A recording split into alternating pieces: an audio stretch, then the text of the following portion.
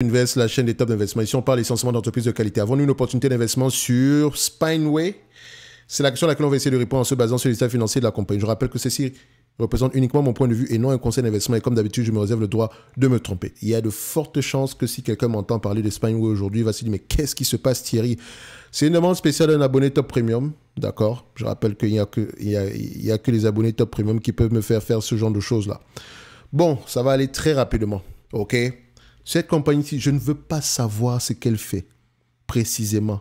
D'accord? J'ai juste besoin du secteur d'activité et quelle industrie.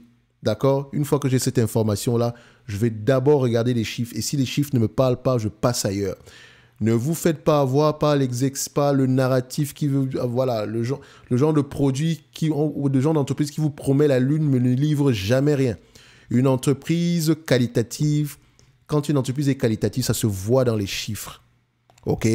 Ça se vérifie dans les chiffres. Non seulement pour les bénéfices d'hier, mais également pour le potentiel de demain. D'accord? Une entreprise qualitative, ça ne vient pas de nulle part. Mais quand on regarde Spineway, et s'il vous plaît, ça là, quand je vois déjà des bénéfices pareils, déjà c'est en dents de scie, on cherche avant tout quoi? Stabilité, sinon croissance des revenus. Est-ce qu'il y a une stabilité quelque part ici? Est-ce que vous allez me dire qu'il y a une croissance? Vous allez peut-être me dire que non, le business a changé entre-temps. Mais franchement, non. Ça déjà, c'est déjà pas beau à voir. OK? Il y a de grandes chances que ce soit rien d'intéressant. Donc, mais je continue néanmoins. Marge brute. Bon, on va se dire que c'est correct. OK? Marge EBITDA. Stabilité ou croissance des marges EBITDA. Ici, c'est quoi? Négatif. Et quand je vois ça, je sais qu'il n'y a pas de free cash flow. Vous pouvez pas avoir des EBITDA négatifs et avoir des free cash flow positifs. Ça ne marche pas. Je sais déjà ici que nous avons une entité qui n'est pas rentable. Et quand une entreprise n'est pas rentable, vous savez que, voilà, enfin, quand je dis rentable, si une entité ici n'a pas d'EBITDA, elle ne s'autofinance pas. Et si elle ne s'autofinance pas, elle ne nous intéresse pas non plus. OK? Parce que la dépense en capital, comment est-ce qu'on le finance là? En émettant de nouvelles actions ou de la dette? Ça, c'est l'augmentation du nombre d'actions. Je ne sais même pas si j'ai les bons chiffres, mais c'est très laid à voir. OK? Et quand on prend également en considération ici l'évolution de la dette nette, OK? On a une dette nette ici. Elle a même du cash net. C'est assez correct, mais je pense que le cash ici, c'est essentiellement parce qu'on lève de la dette ici en émettant de nouvelles actions. OK? Est-ce que le salaire du management diminue entre-temps? Ou il augmente également, ou bien il est plutôt stable? Parce que quand je vois ça, un management pareil ne devrait même pas devrait que payer à 1 euro l'année, s'il est très qualitatif.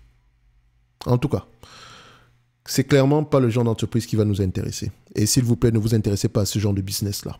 OK? Elle est incapable d'avoir des bénéfices nets. Elle est incapable de s'auto-financer. Je sais que la valeur d'entreprise est négative. Donc, c'est-à-dire que si vous achetez cette compagnie-ci au prix actuel, d'accord, vous retrouvez du cash à un niveau plus élevé que le prix que vous avez payé. Donc, imaginez que je paye 100 dollars ici. Enfin, disons que je paye ici 110 000 euros pour cette compagnie globalement, parce que c'est ça, hein, c'est 110 000 euros. OK? Quand je vais ouvrir les caisses de cette compagnie, je vais trouver à peu près 498 000 euros. Moins le 110 000 euros que j'ai payé, je gagne à peu près 390 000. Facile. Mais ça, c'est bien si une entreprise s'autofinance. Or, ce n'est pas le cas, elle ne s'autofinance pas. Regardez, le bénéfice net ici, enfin, pas le bénéfice net, mais le cash a fondu. On quitte de 11 millions à 500 000 euros. À peu près. Au mois de juin 2023, peut-être même c'est même moins aujourd'hui. OK? Donc, c'est-à-dire qu'elle consomme du cash énormément. Et c'est normal, elle ne s'autofinance pas. On va payer le personnel comment? On va relancer la dépense en capital comment? Comment est-ce qu'on va payer les consommables? D'accord? Donc, ça n'a pas de sens. C'est exactement le genre d'entreprise qui ne devrait pas vous intéresser. Qu'est-ce que vous voulez faire avec ça? Sérieusement. Quand vous voyez ça, parce qu'elle coûte 0,029 ou bien parce qu'elle était à peu près, à une époque, elle cotait à 377 euros. Vous savez pourquoi on a 377 euros? Parce qu'il y a ici, il y a eu un regroupement d'actions. Il y a de grandes chances que la dilution a été forte sur ce genre d'entité. Franchement, je vous dis la vérité, ça vous prend 2 minutes pour savoir que ce n'est pas le genre d'entité qui devrait vous intéresser. OK? 0, 0, 0. Donc, s'il vous plaît, les entreprises pareilles, poubelle. Restez à l'écart. Si une entreprise n'a pas de ne s'autofinance pas besoin d'aller regarder plus loin que ça. On va y revenir quand elle va s'autofinancer. OK? Elle peut avoir un produit exceptionnel, mais exceptionnel, ça se voit déjà dans les chiffres.